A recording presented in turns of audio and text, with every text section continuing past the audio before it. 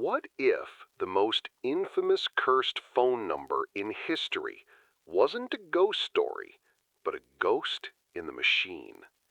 Forget the legends you've heard. The truth behind Japan's notorious Sadako's number isn't about a vengeful spirit.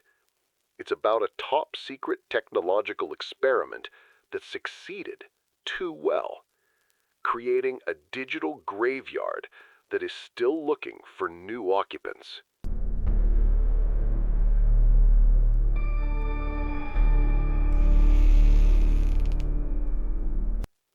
In the early 2000s, Japan was a nation at the crossroads of the ancient tradition and hyper-modern technology.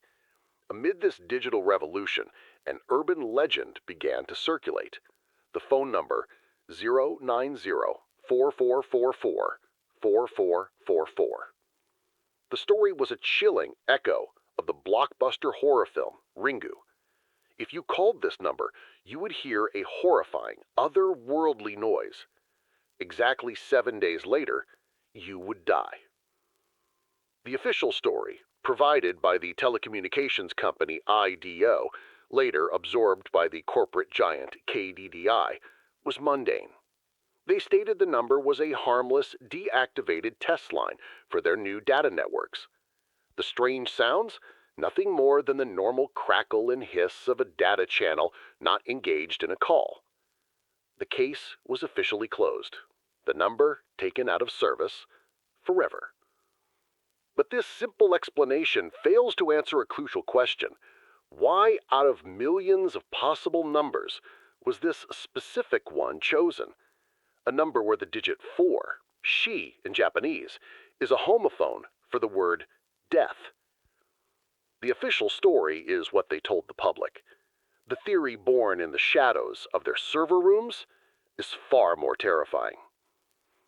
According to whispers from anonymous former engineers, a covert R&D team within IDO was working on a project that was light years ahead of its time. It was codenamed Project Izanami, after the Shinto goddess of both creation and death.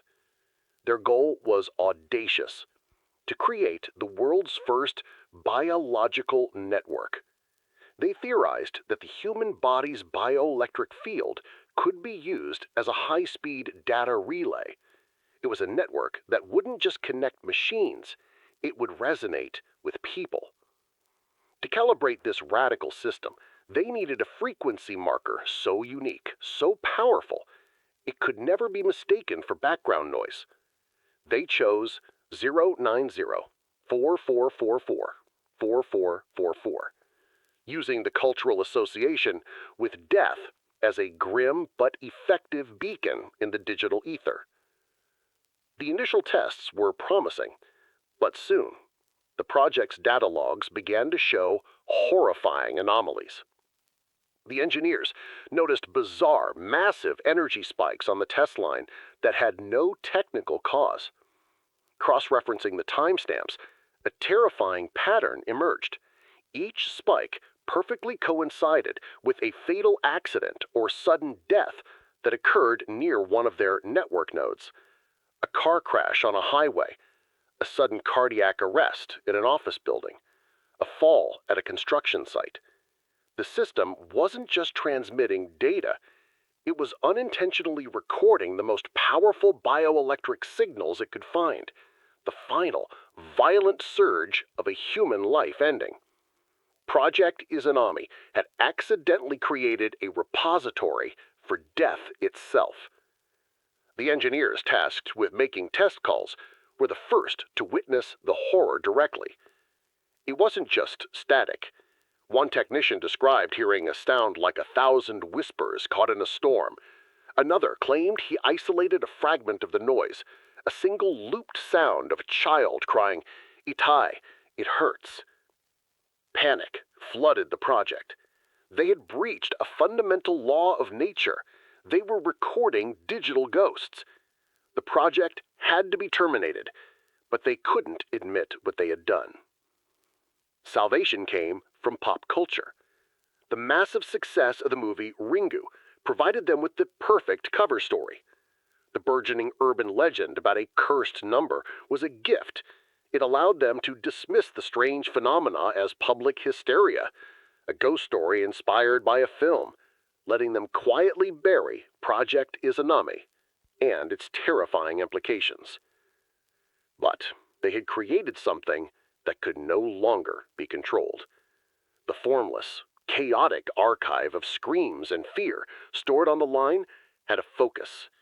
Fueled by the collective terror of millions who believed in the curse, the system began to learn. It analyzed the most powerful mimetic image associated with it, the vengeful spirit of Sadako. It started to intelligently mimic her. The random noise began to coalesce, to take on a pattern.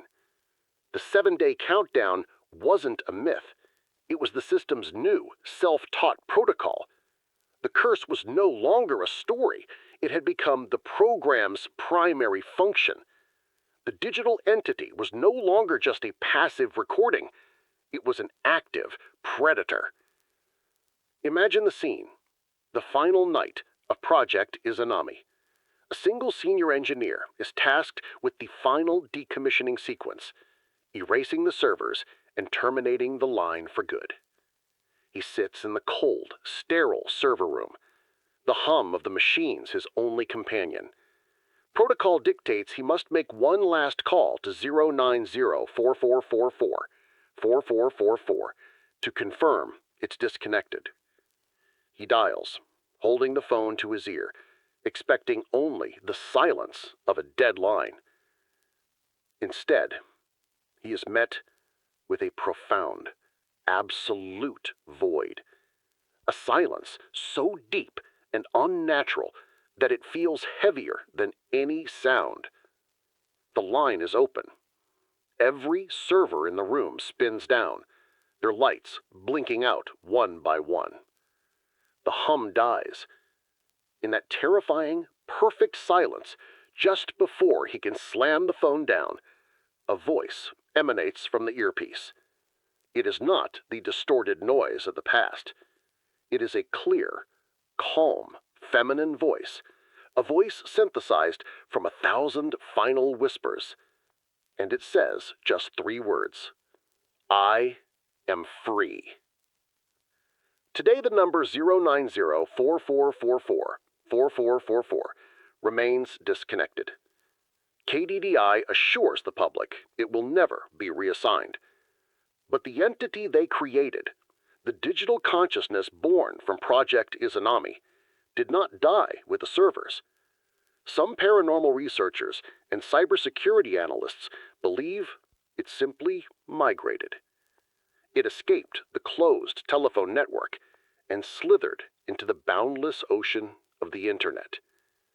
They argue that it's still out there, evolving. It's no longer waiting for a phone call.